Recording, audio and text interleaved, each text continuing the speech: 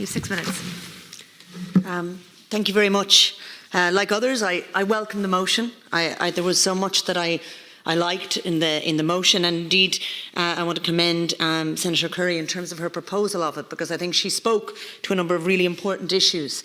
The fact that that remote working is not the same necessarily as home working, that it may be about hubs, the fact that this is for rural areas really important, but also for cities really crucial, that idea of a 15-minute city. We don't want a hollowed out city filled simply with office blocks that people commute to, where people cannot live.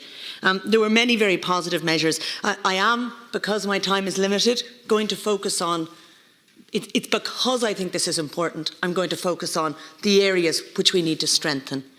And I would say that this is another moment in terms of the reimagining of work, which is something that's really important and to remember. And it is unions, very often, who have led some of that debate. It was the Irish Women Workers' Union who first pushed for the 2-week holiday, the idea of leave, who recognised, and again it was something no male-led union had ever done in that sense in Ireland, was to push forward and say, actually, the way we think about work and the way we think about work in its relationship with life and family and connection and all of those things needs to be linked up.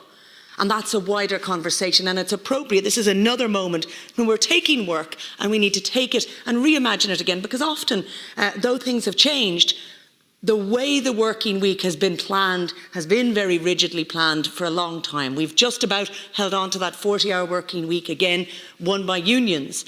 But there has been often a kind of invisibility of the reality of family life, of care, of what it is, the commuting hours that people aren't paid for, all of that. This is a really exciting moment, but we have to do it very carefully, and we have to do it strongly in a way that really looks as legislators to the fact that it is only when you put things strongly and firmly down as legislation and regulation that you get best practice. The issues I want to highlight: private sector and public sector. There's recommendations in public sector. Private sector needs strong regulation in this area as well. It is vital that we don't have a casualisation of work that comes with remote working. For too long we've seen, for example, that part-time work, again, usually women doing part-time work, got treated as somehow temporary or more casual, when in fact it should be quality part-time work. The fact that those who are working part-time should still have pathways to progression.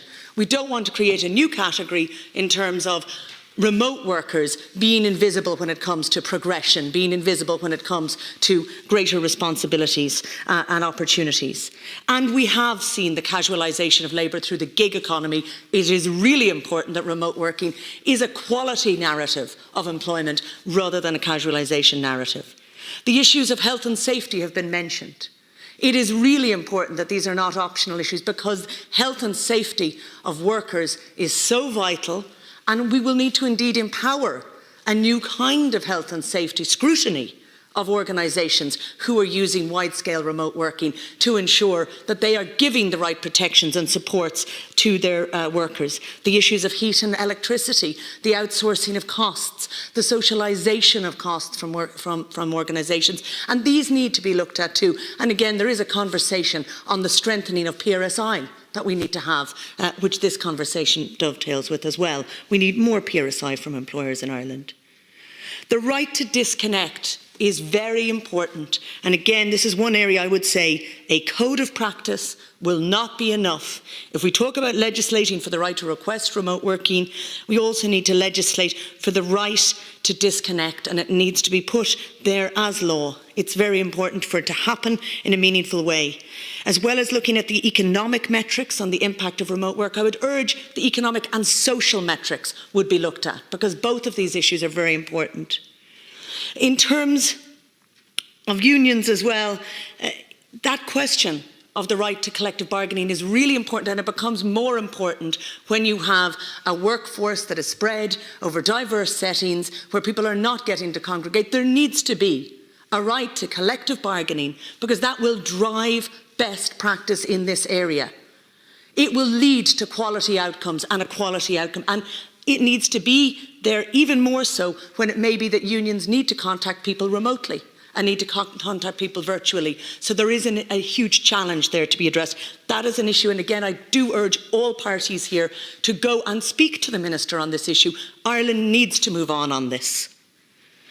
I would point also to the question of the kinds of digital hubs, that they need to be quality environment. I think it's really exciting for people in the west of Ireland and that these can be hubs that people can have a short commute, not a long commute, but to look at how that fits with those ideas like the community hubs, like other spaces for digital empowerment in the community, like childcare services. There is a chance to create strong community spaces in that regard. And this comes to my final point, the digital divide, because we need a very strong reality check all the time. As somebody who's excited about digital era and what we can do with it, let's be clear. The EU Digital Economy and Society Index for 2020, that's last year, found that 44.6% of people in Ireland lack basic digital skills. We do not want to create a split in society. We need to create digital empowerment. I have put forward proposals which I will hope others in the House might support in that regard. We need to look at empowering people, not just to be workers, but to be empowered co-creators of online spaces, including online workspaces. Thank you.